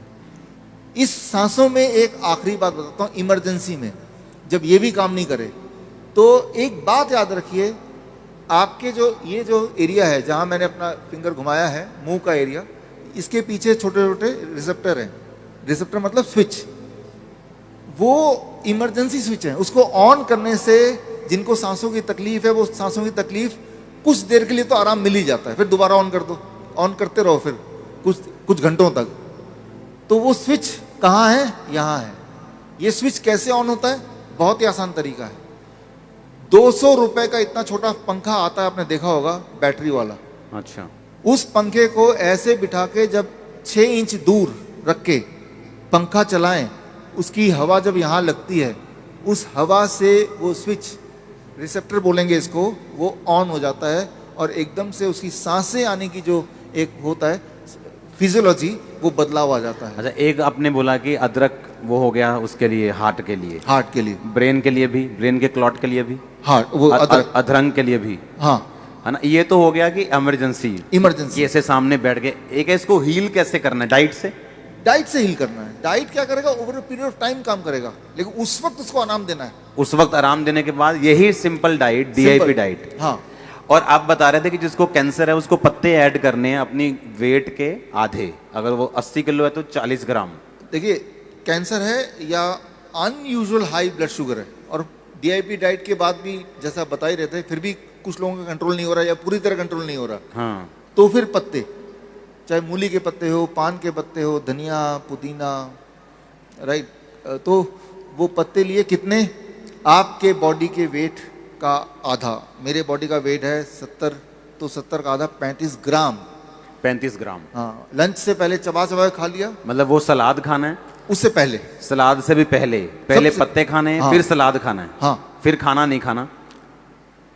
अब ये डिपेंड करता है कि कैंसर का पेशेंट अगर है, बहुत पेन में है, तो खाने को हम बंद, थोड़ी देर के लिए खाना बंद। अगर फर्स्ट स्टेज कैंसर है, सेकंड स्टेज कैंसर है, फिर खाना खाए, तो फिर खाना खा सकता है। हाँ। पर ये पत्ते और सैलड खाने के बाद, पत्ते पहले खाना है, फिर सैलड, उसके बाद खाना। और एक दिन में ग्रीन और रेड जूस मिक्स करके पीना, 1 गिलास। या तो मिक्स करें, या एक दिन ग्रीन एक दिन रेड कर लें, अलग अलग कर लें। पत्ते लंच में भी और पत्ते डिनर में भी। ये जो पत्ते हैं, याद रखिए, ये दवा है। पत्ते जब आप लेंगे, एक दिन करके देखिए, कोई अगर इंसुलिन डिपेंडेंट पेशेंट हो, जो इंसुलिन लेता हो, हाँ, अगर कहीं, ये वार्निंग है, वो ये पत्ते ऐड कर दिया DIP डाइट में, तो उसकी मजबूरी होगी पहले 3 दिन के अंदर ही उसके इंसुलिन को कम से उसको कम करना पड़ेगा। 40% मजबूरी हो जाएगी, उसको बार बार देखना पड़ेगा, नहीं तो बहुत नीचे चला जाएगा इंसुलिन उतना ही ले तो कैंसर के पेशेंट की बात कर रहे हैं हम। कैंसर के 2 चीजें हैं, एक तो है कि धीरे धीरे ठीक कैसे करें, दूसरा है इमरजेंसी में क्या करें। मान लो उसको दर्द आ गया, कैंसर के पेशेंट को पेन की सबसे ज्यादा दिक्कत होती है, राइट, ऐसा दर्द कि जो सह ना सके, ऐसा दर्द जो मॉर्फिन से भी वो ठीक ना हो पाए, उसको क्या करना है? अभी आपको मैंने हॉट वाटर इमर्शन का दिखाया था, वो टप वाली वीडियो दिखाना फिर से। हाँ, वो टब वाली वीडियो जो दिखाया था, वो सिर्फ और सिर्फ किडनी पेशेंट के लिए नहीं है, वो कैंसर पेशेंट के लिए भी है। वो भी इसमें बैठ सकते हैं, वो भी इसमें बैठ सकते हैं। लेकिन एक बात जो आपने बोली थी, गरीब लोग क्या करेंगे? हाँ, जो हॉस्पिटल नहीं आ सकते वो क्या करेंगे? उसका इंतजाम भी कर लिया हमने, उसका जुगाड़ कर लिया। घर में आपके जैसे लोगों ने ये सुन के घर जाके किस तरह से अपना जुगाड़ किया, गरीब से गरीब आदमी, टब बना लिया उन्होंने। हाँ, और कैसे बनाया?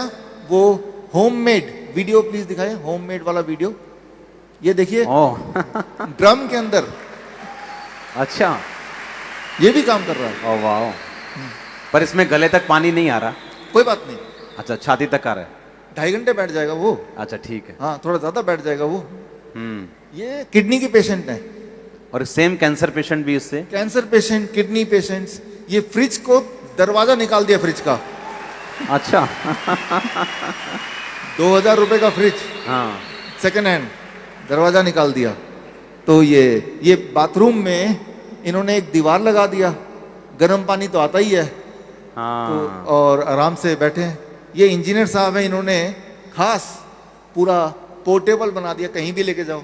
अच्छा। हाँ, फिर उसमें बैठ जाओ, बच्चे को बिठाओ, बड़ों को बिठाओ। और आप कह रहे थे कि जिसकी बॉडी में सिस्ट है, जिसकी बॉडी में मान लो हड्डियों का पेन है, सर्वाइकल है, वो भी इससे हील होता है। वो भी इससे हील होगा। अगर सिस्ट है या पेन है सिस्ट की वजह से, या जिसको हिप पेन है, जिसको हाँ। नी पेन है, वो भी हील होता है। बॉडी में कहीं भी पेन हो तो वो हील हो जाता है। 1 घंटा बैठना है उसको। उसको 1 घंटा, डायलिसिस की तरह 2 घंटे नहीं बैठना। डायलिसिस के 2 घंटे नहीं बैठना है, 1 घंटे से अच्छा खासा हील होता है, दर्द कम होता है। सिंटेक्स का जो टैंक है छत में, उस सिंटेक्स टैंक को आधा निकाल दिया, काट दिया, अच्छा। और काट के उसको बना दिया। तो पैसे की जरूरत नहीं ठीक होने के लिए, थोड़ा दिमाग की जरूरत है बस। और आइडिया देखो, कोई महंगा काम नहीं, अपने घरां च बन जाने हैं। और सुनो मेरी गल, ये सिर्फ आप लोगों के लिए नहीं है, आपके मोहल्ले में लोग हैं, किसी भी धर्म के हों, किसी भी जाति के हों, उनको बताओ, आपका काम है ये, उनको ब्लेस करना है आपने भी। एक बात आपको समझना होगा, हेल्दी रहने के लिए अगर कोई सोचे कि पैसे की आवश्यकता है तो वो नहीं, मैं मानता। हेल्दी रहने का अधिकार गॉड ने सभी को एक बराबर दिया हुआ है। आमीन। इसीलिए जब कुदरत को बनाया गया तो साथ में कुदरत की दवाइयां भी कुदरत में बिछा दी गई हैं। बाइबल में लिखा है, जब परमेश्वर ने आदम को बनाया तो उसे बाग में रखा, उस बाग में सभी ग्रीनरी थी। ग्रीनरी तो उसका पैटर्न ये था कि उसे ग्रीनरी के अंदर रहना है। आदम को बनाने का पैटर्न ये था। पैटर्न पर आज ग्रीनरी नहीं है घरों में। आज नहीं है। तो लेकिन फिर भी उम्मीद है, तरीका है, उसके बावजूद भी आप अपने आप को ठीक रख सकते हैं बिना पैसे के। एक छोटा सा मैं तरीका बताता हूँ। आप में से कुछ लोग इंजीनियर हैं यहाँ पे, इंजीनियर, टेक्नीशियन, थोड़ा हाथ रेस करें। हाँ, काफ़ी सारे दिख रहे हैं। जो इंजीनियर्स हैं उनको ये बात समझ आएगी, और जो लोग इंजीनियर नहीं हैं, जो मैं अभी बता रहा हूँ ये आप कल अपने किसी इंजीनियर दोस्त से थोड़ा सलाह कर लीजिए, वो आपको मदद करेंगे। एक ऐसी दवाई की फैक्ट्री, ये मेरे आखिरी 5 मिनट है, ऐसी दवाई की फैक्ट्री आपके घर में कल से शुरू होने वाली है, जिसमें कितनी भी दवा पैदा करें, नींद ना आने की दवा, डिप्रेशन की दवा, जॉइंट पेन की दवा, डायबिटीज़ की दवा, बीपी की दवा बनाते रहें, वो ख़त्म ही नहीं होगा, मुफ्त में बनाते रहें। तो आपके घर में ये सारी दवाइयों की फैक्ट्री कैसे बनाना है, ये मैं अगले आखिरी 5 मिनट में आपको अभी बताने वाला हूँ। ध्यान सुनिए, एक ही बार बताऊँगा, राइट। देखिए, इंजीनियर्स, आपने भी हाथ रेस किया था, तो आपकी ये जिम्मेवारी है कि जिनको समझ नहीं आया तो उनको आप समझा देंगे। थोड़ी सी इंजीनियरिंग की नॉलेज, थोड़ी इलेक्ट्रिकल की नॉलेज होना थोड़ा सा आवश्यक है। मैं आसान भाषा में समझाऊंगा। एक बात याद रखिए, जो भी कुछ आप खाते पीते हैं, प्लस जो आसपास का आपका पोल्यूशन का एक वातावरण है जिसमें हमारा बहुत कंट्रोल नहीं है, प्लस हमारे आसपास रेडिएशंस हैं, इसमें भी हमारा कंट्रोल नहीं है। आप बोल ही रहे हैं कि अब तो ग्रीनरी उतनी रही नहीं, और एक अकेला इंसान कहाँ से ग्रीनरी कर देगा। तो कई सारी ऐसी चीज़ें हैं जिसमें हमारा वश फिलहाल नहीं है। तो ऐसे में हमें क्या करना है, और वो जो फैक्ट्री वाली बात वो क्या करनी है, वो मैं समझाता हूँ। ये समझिए, जो भी वातावरण है, खान पान है, इन सब की वजह से आपका खून गाढ़ा होता जाता है, और जब गाढ़ा होता है तो उस खून से न्यूट्रिशन का ट्रेवल करना मुश्किल होता है। और जब गाढ़ा होता है तो वो खून का ब्लड क्लॉट बोलते हैं अंग्रेजी में, हिंदी में थपका बोलते हैं, ब्लड क्लॉट बन जाता है। जहाँ क्लॉट बनता है वो वाला बॉडी का ऑर्गन काम करना बंद कर देता है। फिर बोलते हैं किडनी फेलियर, बोलते हैं हार्ट फेलियर, ऐसे उसको नाम दे देते हैं। अब वो जो क्लॉट है, खून का थिक होना, यही सारी बीमारी का जड़ है। खून अगर आपका मोटा ना रहे, थिक ना रहे, तो सारी बीमारी ठीक हो जाएगी। सवाल ये है कि खून को पतला या नॉर्मल कैसे करना है। उसका एक तरीका मैं बताता हूँ, वो तरीका आपको समझना होगा। इस वक्त जैसे मैं बैठा हूँ, आप बैठे हैं, मैं इधर बैठा हूँ, तो मेरे आसपास बहुत सारे इलेक्ट्रिकल फील्ड हैं और मैंने जो खाया उल्टा सीधा मान लेते हैं, उन सबको मिला जुला के मेरे बॉडी के अंदर इस वक्त और आपके बॉडी के अंदर भी एक वोल्टेज, एक इलेक्ट्रिकल वोल्टेज डेवलप हो गया है। जैसे बैटरी के अंदर वोल्टेज होता है, आपकी बॉडी भी एक वोल्टेज डेवलप कर देती है। वो वोल्टेज बॉडी में कितना होता है, फॉर एग्जाम्पल मैंने नापा था कल 0.245 वोल्ट। इंजीनियर समझेंगे इसको, 0.245 वोल्ट कैसे नापेंगे? वोल्ट मीटर से नाप सकते हैं। तो सुनी सुनाई बात नहीं, वोल्ट मीटर खरीदिए, 2-2.5 हज़ार का आता है, आप नाप लीजिए आपके बॉडी का वोल्टेज कितना है, 0.245 वोल्ट या 0.3 वोल्ट। अगर इसको आप 0 वोल्ट कर दें तो आपकी नींद अच्छी आना शुरू हो जाएगा, डिप्रेशन चला जाएगा, डायबिटीज, वो जो डाइट नहीं भी कर पाते उनकी डायबिटीज ठीक होने लगेगी, हालांकि डाइट करना चाहिए आपको। और अगर जोड़ों में दर्द है वो ठीक होने लगेगा। तो बॉडी का जब खून पतला होगा तो हार्ट डिजीज भी ठीक होने लगेगा। सिर्फ एक चीज करना है, आपको अपने बॉडी का वोल्टेज कितना कर देना है? 0, 0 करना है। बॉडी के वोल्टेज को 0 कैसे करें? ठीक है ना, तो अगर कर दिया तो सारी बीमारियों का प्रॉब्लम ही खत्म। तो आपको अपने घर में एक फैक्ट्री तैयार करनी है जो आपकी बॉडी की वोल्टेज को 0 रखे। मैंने अपने घर में कर दिया है। कैसे किया मैंने अपने घर में? उसका वीडियो, इलेक्ट्रिकल एक वीडियो है, दिखाइए जरा सर।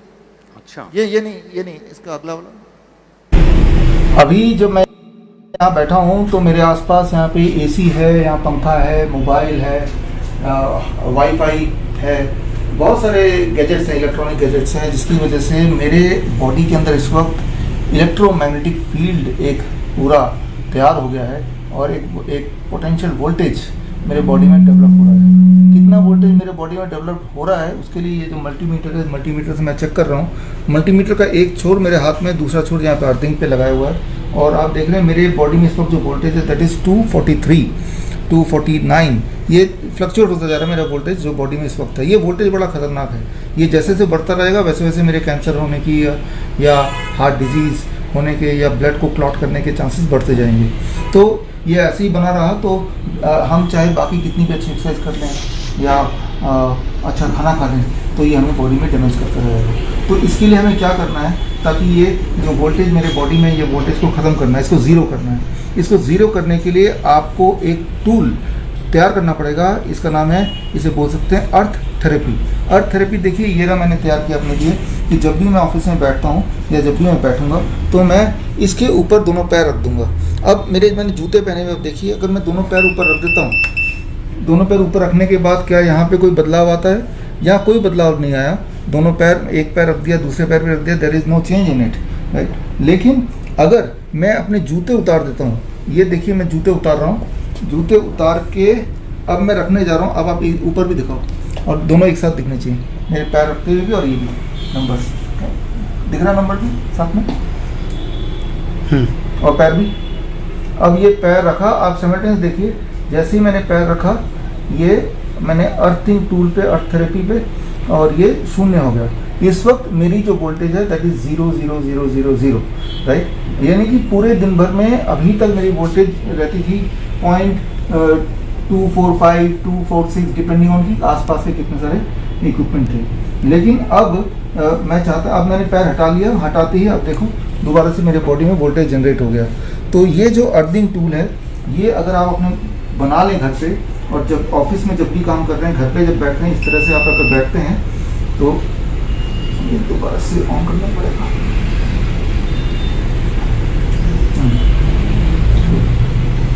तो इस तरह से अगर आप बैठते हैं, अर्थिंग टूल लेके अर्थिंग थेरेपी करते हैं। आप जो यहाँ पे देख रहे हैं, ये एक मैंने टूल तैयार किया है जो मैं लेके भी आया आपको दिखाने के लिए।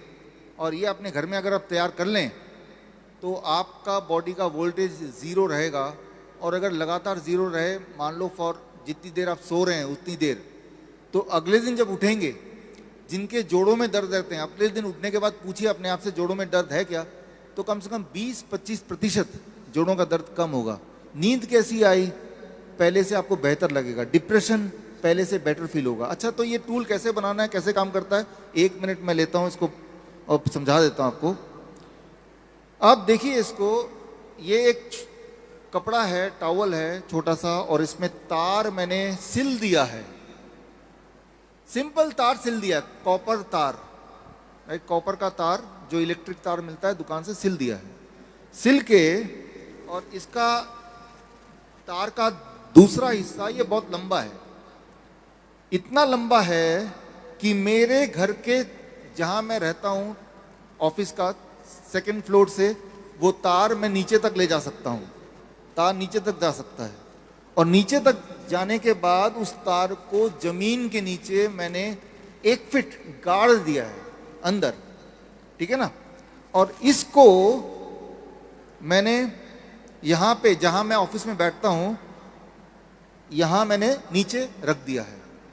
अब मैंने ये सॉक्स पहना है, लेकिन ऑफिस में जब बैठूंगा तो सॉक्स उतार देता हूं, जूते भी उतार देता हूं। उतार के अब जैसे ही मैं पैर इसमें रखूंगा, इलेक्ट्रिकल इंजीनियर कल करके देखिएगा, रखते ही मेरे बॉडी का वोल्टेज 0 हो जाएगा, सबका, मेरा नहीं सभी का। अब अगर ऐसे ही मैं रोज 8 घंटे ऑफिस में बैठ के काम करता हूं तो मेरे पैर, मेरा वोल्टेज 0 वोल्ट, लेकिन बाकी लोगों का वोल्टेज जितना मैंने आपको दिखाया। तो 0 कैसे हुआ? अर्थ से, जमीन से इलेक्ट्रॉन, साइंस के स्टूडेंट समझें, इलेक्ट्रॉन एक्चुअली बॉडी के अंदर जाते हैं, सही में जाते हैं। और जब इलेक्ट्रॉन बॉडी में जाएगा तो बॉडी का वोल्टेज वही हो जाएगा जो हमारी पृथ्वी का वोल्टेज है, 0 वोल्टेज। इलेक्ट्रॉन जाएगा तो खून पतला होगा, इलेक्ट्रॉन जाएगा इन्फ्लेमेशन कम होंगे, इलेक्ट्रॉन जाएगा तो घाव जल्दी भरेंगे, इलेक्ट्रॉन जाएगा तो हार्मोनल बैलेंस होगा। अच्छा, बहुत से लोग ऐसे पुराने टाइम से ये बात चलती है कि आपको जमीन के साथ कनेक्ट होना चाहिए। हाँ, ये वही बात है, वही कि नंगे पैर चलो, नंगे पैर चलो। अगर ये नहीं करना 2 घंटे नंगे पैर चलो। ये तो चलो टेक्निकल बात है ना, अगर हम वैसे ही नंगे पांव हम चलते हैं जमीन पे तो वैसे ही बॉडी हमें हील फील होता है। हील फील होती है। वो इसका कारण मुझे नहीं मालूम था, कारण उसका टेक्निकल कारण, रीजन हाँ, क्या है उसका? हाँ, कारण ये है कि जो बॉडी है वो अर्थ के साथ होगी। बाइबल कहती है कि मुझे अर्थ से ही बनाया गया, जमीन की मिट्टी से बनाया गया। हाँ, तो जो परमेश्वर ने जब इन मनुष्य को बनाया तो उसने लिखा इसी जमीन की मिट्टी को गूंथ कर अपने सांसों को फूंक कर बनाया। हाँ, सही बोलो। तब जब यही मिट्टी को आप जमीन के साथ अटैच कर देते हो तो वो बॉडी आपकी हील होना शुरू होती। आप और जमीन एक ही हो जाते हैं। अच्छा, इसका कोई टेक्निकल आप मेरे को ये बताओ, ये वचन है मेरे पास एक, क्या जब हम खुश मन होके रोटी खाते हैं हाँ, उससे फर्क पड़ता है कोई? उसका साइंटिफिक रीजन बताओ। देखिए, जब भी आप खुश होंगे तो हमारे बॉडी में जो हार्मोन बनते हैं वो बैलेंस में आते हैं। अच्छा, इसका आपके पास साइंटिफिक रीजन है कि खुश होके खाना खाने से हाँ, क्या होता है? हाँ, क्या है इसका रीजन? जब भी आप खुश होंगे तो डाइजेस्टिव एंजाइम्स वो बनना शुरू हो जाएगा अपने आप बॉडी बनाती है बॉडी, हाँ, ट्रिगर करती है। अच्छा, हाँ, डाइजेस्टिव एंजाइम बनेंगे तो जो आप खाएंगे वो डाइजेस्ट हो जाएगा। जब आप गुस्से में होते हैं तब कभी मत खाइए, अच्छा, खाना नहीं चाहिए, क्योंकि तब बॉडी के डाइजेस्टिव एंजाइम ऐसे हो जाएंगे, तैयार नहीं है। आप खाएंगे तो वो एसिडिटी होगी। अब देखो, जो बाइबल लिखी गई है वो तब कोई लैब्स नहीं होती थी, चीजें नहीं होती थी। ये जो वचन मैं पढ़ने जा रहा हूँ ये यीशु मसीह के जन्म से भी पहले का है। अच्छा। आप 2000 साल यीशु मसीह को हो गए तो उससे भी पहले का है। मतलब आप उस वचन में लिखा, सबोपदेशक 9 उसकी 7 आयत में लिखा, उसमें लिखा, अपने मार्ग पर चला जा और अपनी रोटी को तू आनंद से खाया कर। वो देखो वचन में लिखा। सिंपल बात है, सिंपल बात है कि अगर परमेश्वर कह रहा है कि जो तू रोटी खाएगा उसे आनंद से खाना है। हाँ, उसे डिप्रेस होके नहीं खाना, गुस्से में नहीं खाना, अपना काम कर और अपनी रोटी को विद पीस और जॉय के साथ तूने खाना है। यस। और इसका आज साइंटिफिक रीजन ये है कि जब हम खुश होकर खाना खाते हैं तो हमारे डाइजेस्टिव जो एंजाइम्स हैं वो बॉडी पैदा करती है और खाना पचता है, और खाना पचेगा तो बॉडी हील होगी। यस, यस, सिंपल सिंपल तरीका ये। यीशु मसीह के वचन के लिए तारीफ कर दो जोर से। अब यही सुनो, अब यही बात आपको साइंटिफिक तरीके से हम बता रहे हैं कि अगर आप एक तार को अपने पाँव के नीचे रख के जमीन में गाड़ दोगे तो चाहे आप ऑफिस में बैठे हो, लेकिन अब हर बंदा जमीन पे बैठ के काम नहीं कर सकता, लेकिन आपने एक बिब्लिकल तरीके को पूरा कैसे किया कि आपने तार से अपने आप को पृथ्वी जोड़ लिया, में जोड़ लिया। जिस मिट्टी से में हम बने हैं उसको अपने आप से जोड़ लिया, कनेक्ट कर लिया। ताकि वो जो हीलिंग परमेश्वर ने मुझे दी है वो मेरी बॉडी में एंटर करे। हाँ। और जो रोटी मुझे खानी है वो आनंद से खानी है, और वो खानी है जो परमेश्वर ने बनाई। ब्रेड बिस्किट जो इंसान ने बनाया वो नहीं खाना। गॉड मेड खाना है, मैन मेड नहीं खाना है। ब्रेड बिस्किट रस रस वो नहीं खाना, वो नहीं खाना क्योंकि है। वो इंसान ने बनाया। हाँ, ह्यूमन मेड नहीं खाना है, नहीं इंसान ने खाना। बनाया नहीं खाना है, जो परमेश्वर ने बनाया वही खाना है। वो खाना है। खाना खाने से Oh, पूछो Jesus, पहले कि- हालेलुया। इसमें एक चीज जोड़ूंगा, रात को जब आप सोते हैं, सोने से पहले ऐसा एक और बना के आप रख के सो सकते हैं। कोई करंट ना छोड़ दे। नहीं नहीं, करंट नहीं छोड़ेगा। पृथ्वी से जुड़ने से करंट नहीं छोड़ सकता, नहीं तो करंट लगेगा तो जब आप चलने लगेंगे रास्ते में तब भी करंट लगेगा, है ना। तो ये तार है लेकिन ये पृथ्वी से जुड़ा हुआ है। तो आप जब सो रहे हैं तो आप और पृथ्वी एक हैं 0 वोल्ट में। जब हम पृथ्वी के, जो पुराने लोग होते थे वो जमीन पे सोते थे, तभी जमीन पे तभी सोते वो हेल्थी थे, तभी हेल्दी थे। आनंद से खाते थे, ज्यादा पैसे का चक्कर नहीं, वो ले लूं, हाँ। वो हेल्थी थे। और यही खाते थे, कच्चा फ्रूट ज्यादा खाते थे, यही खाते थे। तभी हेल्थी थे। तभी हेल्दी। तो इसका मतलब हमें वही खाना है जो पुराने हमारे पूर्वज खाते थे, हाँ, ये और कोई- वही करना है जो वो करते थे। हाँ, ये कोई नई कि बात अगर नहीं। आज मैं 10वें मरले पे हूं तो आज मेरे पास तरीका है कि मैं जमीन से कनेक्ट हो सकता हूं, जमीन से कनेक्ट होना है, कुछ भी करके, कुछ भी करके। कुछ भी करके, कोई बहाना नहीं चलेगा यहाँ पे। ओ जीसस। आप लोग तो जमीन से कनेक्टेड ही ऑलरेडी अभी। हाँ, और जब जमीन से हम कनेक्ट होते हैं, अगर खाना भी मैं, अगर मेरे बच्चे जो हैं वो खाना, उनको मैंने सिखाया कि जमीन पे बैठ कर खाओ, हाँ, तो मेरे को ऐसा फील होता है जब आप बाइबल कॉलेज में हमारे वो लॉन बना हुआ, जब लॉन पे हम चलते हैं नंगे पाँव या पैर से, तो वो कनेक्शन फील होता है कि परमेश्वर ने हमें इसी पृथ्वी से बनाया है। हाँ, लिटरली इलेक्ट्रॉन बॉडी में आते हैं उसी वक्त। जिस तरह से खाना खाना जरूरी है, इलेक्ट्रॉन बॉडी में आते हैं। जैसे मोबाइल चार्ज करते हैं तो चार्ज आता है, वैसे। तो अभी कंक्लूसिवली आपने देखा, हील होने के लिए वही गर्मी, वही पानी, वही मिट्टी, वही फल, वही सब्जी, यही आपकी दवा है, यही खुशियों का राज है। दवाइयों से जो नंबर्स कम होते हैं, अगर दवाई हम खा रहे हैं तो वो शुगर के नंबर कम हो रहे हैं, लेकिन वो बॉडी हील नहीं हो रही उसकी। दवाइयों से नंबर भी कम नहीं होते। अगर तो नंबर कम होते तो दवाई बढ़ानी क्यों पड़ती है? वो तो धीरे धीरे बढ़ानी पड़ती है उनको। हाँ, यानी कि अल्टीमेटली नंबर कम दवाइयों से नहीं हो रहे हैं, एक पल के लिए कम हो रहे हैं, लेकिन फिर अगले दिन, अगले साल, अगले साल और धीरे अगले धीरे साल। दवाई नहीं बढ़ाएंगे तो नंबर स्टेबल नहीं रहेंगे। एक्चुअली दवाई से नंबर कम नहीं होते, टेम्पररी कम होते हैं, बस उस वक्त के टेम्परेरी लिए। कम होते हैं। तो और जो लोग अभी भी, ये पिछली बार भी था, जो लोग अभी भी सिर्फ खाना ही खा सकते हैं, जो फ्रूट मान लो नहीं ले सकते या अभी सैलेड ले सकते हैं, उनको क्या करना चाहिए, या कैसे उनको धीरे धीरे उस लेवल पे आना चाहिए कि मुझे यही डाइट लेनी है, मुझे अपना प्रभु से ना फाइनेंस का ये लेवल मांगना है या इस सिस्टम पे आना है? मैं तो ये बोलता हूँ, मैंने कैलकुलेट किया है, इससे सस्ता कोई डाइट है नहीं। मैं आपको- सस्ता है, ये सबसे सस्ता है, गरीब से गरीब भी कर सकता है। कैसे? फॉर एग्जाम्पल मैं कैसे करता हूँ, 1 दर्जन केला और 1 बड़ा तरबूज से पूरा परिवार पेट भर के खाएगा, तब भी रह जाएगा। DIP डाइट के अनुसार। हाँ, ठीक है। तो ये 2 चीज कहीं भी मिलती है पूरी दुनिया में, और हर बार सस्ती ही मिलती है। और वैसे भी अगर बीमार होकर दवाई खाने से अच्छा है ये खाओ। दवाई में भी तो, मेडिसिन में भी तो पैसा पैसा लग लगेगा। हम्म। पहली बात, पालक कितना सस्ता है, टमाटर कितना सस्ता है। तो आप गाजर मूली कहाँ महंगा है, लेकिन उसको जब पकाते हैं, तेल भी खर्च करते हैं, ईंधन खर्च करते हैं, तब तो महंगा बन जाता है ना। तो ये कहने वाली बात है। और फिर जब बीमार पड़ते हैं, दवाइयों पे खर्च करते हैं, डॉक्टरों Operations पे। ऊपर से इंपॉर्टेंट है कि उन दिनों पे आप अपने काम पे नहीं जा सकते। उल्टा जो काम पे जा रहा है वो भी आपके काम पे लग जाता है, आपको डॉक्टर के पास ले जाने में। तो ये महंगा नहीं है, ये बहाना जरूर हो सकता है, बट महंगा है नहीं। तारीफ करो जोर से। आओ प्रार्थना करें सब। मेरा बिलीव है कि आप लोग ब्लेस्ड हो। आमीन। सब लोग खड़े हो जाओ, अपने हाथों को उठाओ, मास प्रेयर के लिए तैयार रहो। सुनो मेरी बात, जितने जनों ने सुना है आप इसे फॉलो करेंगे। आमीन। ये इंटरनेट पे चला जाएगा, आप इसे फॉलो करेंगे। ये आपकी डिलीवरेंस के लिए मोस्ट इंपॉर्टेंट चीज है आप लोगों के लिए। आने वाले दिनों में सुसमाचार को एक हाईएस्ट लेवल पे लेके जाएंगे आप।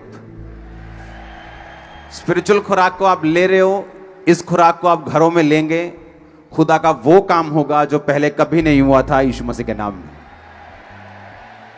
आप अपने हाथों को उठाओ, डॉक्टर साहब को विदा करने का टाइम आ चुका है, फिर हम प्रार्थना में जाते हैं। अपने हाथों को उठाओ। Thank you Jesus. खुदाबंद हम प्रार्थना करते खुदाबंद तेरे बेटे के लिए, बहुत से लोगों को तेरा बेटा हील कर सके। बाइबल कहती हर एक को अलग अलग तूने वरदान दिए हैं।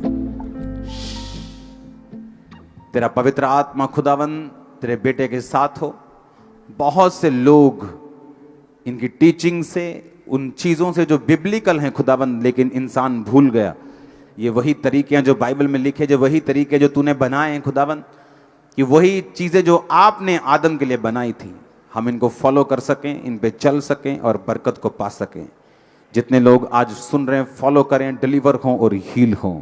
प्रभु यीशु मसीह के सामर्थी नाम में हम मांगते हैं। मेरा बिलीव है कि हम फिर डॉक्टर साहब को बुलाएंगे और उस दिन जल्दी आएंगे और टेस्टिमनीज भी लेंगे DIP डाइट की। God bless you all.